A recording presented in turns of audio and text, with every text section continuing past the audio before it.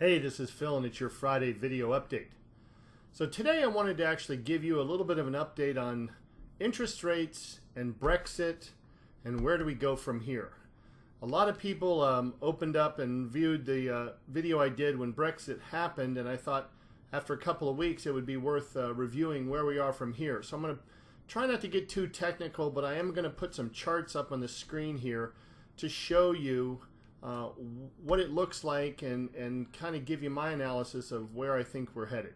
So this first chart is the bond market, and I went back actually for the quarter, and you can see that the bond market has moved precipitously upward, especially after Brexit, and then kind of reached a peak, and now it has kind of pulled back, and we're back down to almost where the bond leapt to when it had its big jump right after Brexit.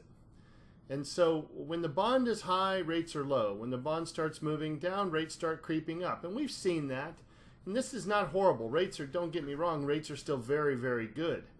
But the real question is, where do rates go from here? You can see that the bond has actually touched on two what we call support levels, and kind of signals now a decision to be made.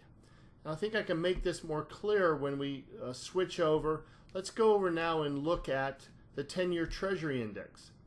So the 10-year Treasury Index is often sort of, a lot of people like to think that's the determining factor of interest rates, and it's really not. It is the mortgage-backed securities. But the Treasury is another thing to look at. And in this chart, you'll see that there was a big drop in the Treasury when Brexit happened, and it moved down to a historically low level, and now has worked its way back up. Now, in contrast to the bond market that's bumping up against two resistance levels, the Treasury it doesn't really have as much current upper resistance. However, I drew this big red line in here because I wanted you to see, you know, if you kind of follow that, that kind of touches on the recent peaks, and that line is in a downward trend. So it looks like the bond market, or the Treasury market, is getting kind of close to a level where it might also have a decision to make whether it goes higher or lower, and I would suggest it's probably going to bounce a little lower after hitting that kind of upper limit that trend line shows. And finally, I wanted to move over to the S&P 500. That and the Dow Jones are obviously stock market related, and if you've been following the stocks at all, you can see that the stock market has been doing very well.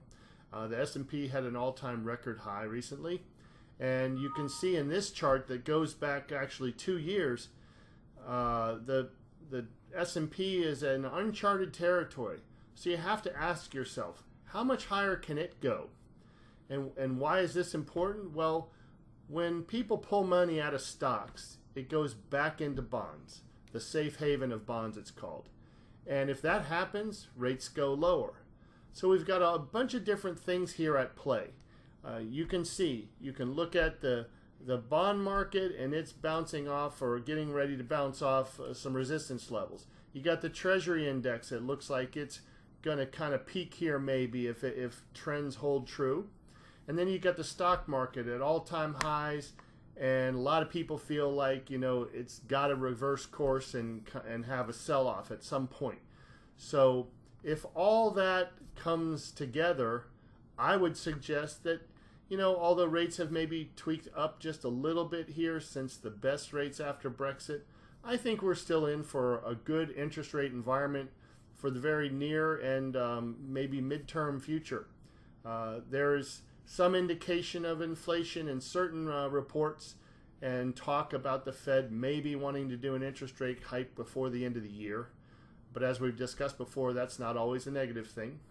So technically here, there's a lot to look at. I follow this every day. If you want more information or you're curious where things have gone in the next week or two after this video, give me a call. Let's talk about it. In the meantime, tell your clients rates are great.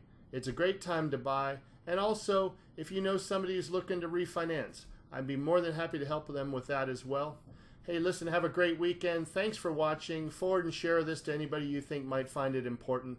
And I'll talk to you next week.